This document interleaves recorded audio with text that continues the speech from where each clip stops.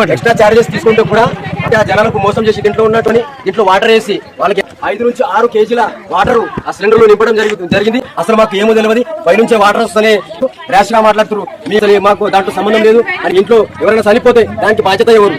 ఈ ఆయనపై చర్య తీసుకోవాలి. చర్య తీసుకుని మోసం దగా ఈ చోరీ ధనానికి వాడు ఖచ్చితంగా దీనికి తగిన చెల్లింపు ఖచ్చితంగా చేయాలి.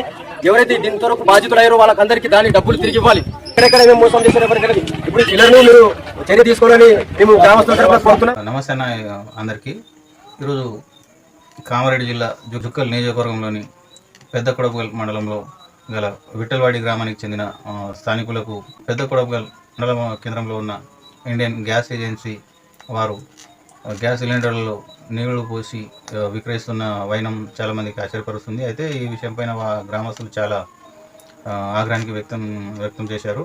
అదేవిధంగా పై అధికారులకు చర్యలు తీసుకోవాలని వారు విన్నవిస్తున్నారు. ఆ వీడియో ఏందో మనం ఇప్పుడు ఒకసారి చూద్దాం. పెద్ద కొడపల్ మండల్ విఠలవాడి గ్రామం నుంచి మేము ఈరోజు సిలిండర్ వాళ్ళకు, ఎందుకంటే ఇండియన్ గ్యాస్ గత కొన్ని సంవత్సరాల నుంచి మా విలేజ్ లో ట్రాన్స్పోర్ట్ ద్వారా తెస్తున్నారు. ఎక్స్ట్రా చార్జెస్ తీసుకుంటే కూడా వాళ్ళు ఇక్కడ తెలియని జనాలకు వాళ్ళకి అసలు దీంట్లో ఏముంటుందో తెలియదు కూడా.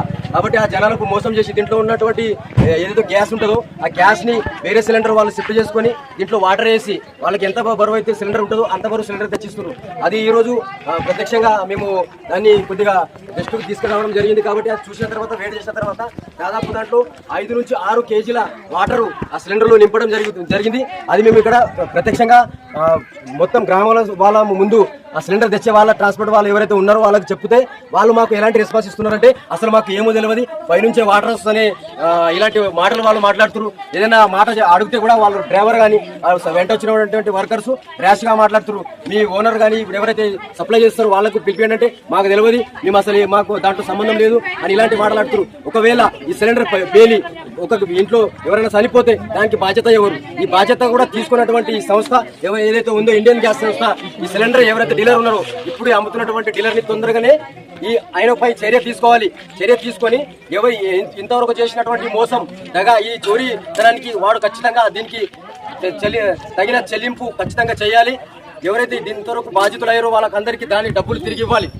ఇది మేము ఈ గ్రామస్తులు అందరూ కలిసి యావత్ వాళ్ళు ఉన్నటువంటి డీలర్ ఎవరైతే ఉన్నారో ఈ ఒక్క గ్రామమే కాదు, దాదాపు నాకు తెలిసి మండలంలో ఉన్నటువంటి ప్రతి గ్రామానికి వాళ్ళు 30-40 గ్రామాలకు వాళ్ళు సుందర అమ్ముతున్నారు. ఎక్కడెక్కడ ఏమేమి మోసం చేశారు ఎవరికి తెలియదు. ఇప్పుడు ఈ జనాలకి ఏమో కట్టెల పొయ్యిల మీద వంటలు చేసిన వాళ్ళు ఉన్నారు.